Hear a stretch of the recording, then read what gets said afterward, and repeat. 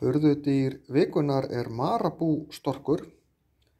Þetta er storkur sem er rúmur metri á hæð með allt að 3 metra vænghafi, þannig þar að leiðandi nokkru stærri heldur en íslenski haförninn sem er tæpur metri á lengd og með 2 metra vænghaf.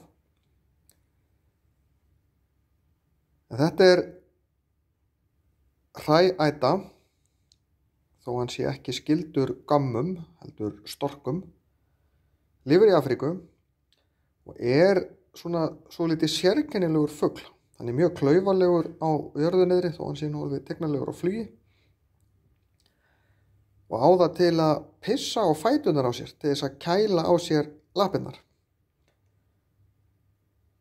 Og er oft svona skítugur á hausnum en hann er fjaðralaus á hausnum. Það er til þess að henni auðveldara með að þrífa sig eftir að tróða hausnum inn í hræ. En þetta er svona, eins og ég segi, sérkennilegur en skemmtilegur fugl.